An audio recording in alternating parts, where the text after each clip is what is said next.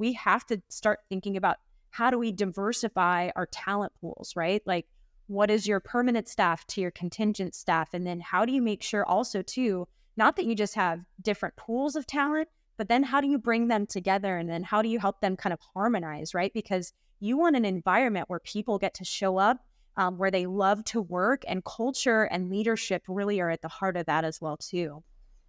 Yeah, So and Devi, if I yeah, may add, since you brought up a very interesting point around millennials coming into the work population, right? So earlier, if you look at other VMS technologies in general, were very supplier centric, right? But looking at the millennial population, work population, now the technologies are evolving to give a better user experience, not just to the organization, not just to the suppliers, but also to the talent pool, right? So millennials are expecting that B2C experience, the Amazon experience, the mobile experience in their work environment as well.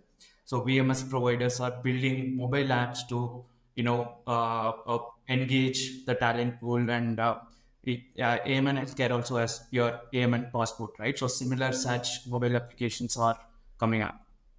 absolutely. And really, we're really trying to also help utilize that as a way for the clinician experience to really focus even on their development. So we're also working and thinking through, like, how do we evolve and kind of change even a staffing model, right? So if you have somebody who just graduated and they have their kind of their wish list, or like, hey, here are the top 5 hospitals I want to go work at. Here are all the skills I want to go gain, right? Like, people are motivated. Like, the science and performance psychology would suggest there are 3 basic needs that every human needs in any job, right? And it's mastery, autonomy, and purpose. And helping humans achieve that is a concerted effort, right? It's an organizational effort, and it's an ecosystem we create. So in our VMS technologies, in all of the generative AI, and even the skills taxonomies, that a lot of new kind of AI tools that are coming out in the HR space are incredibly exciting. And we're going to be looking to partner with some of those organizations too as well to really help kind of think out into the future, right? Because if you're a new grad or you've been in the profession a while, you're trying to think, well, where am I going to be in the next 10 to 15 years? Because nurses too, like, there's only so long that somebody can stand on their feet, right? Like, then we really also need their brains. So that's the other thing that I love and appreciate so much about the different generations in the workforce, is that we have so much knowledge that needs to be transferred to all the newer generations. And they in turn also have a lot to teach us too. So it goes both ways, right? The mentorship just isn't singly focused downwards. It also needs to be inverted as well too. Abhishek, I'd really like to hear your thoughts on this too, because I know you're incredibly passionate about this topic. Sure.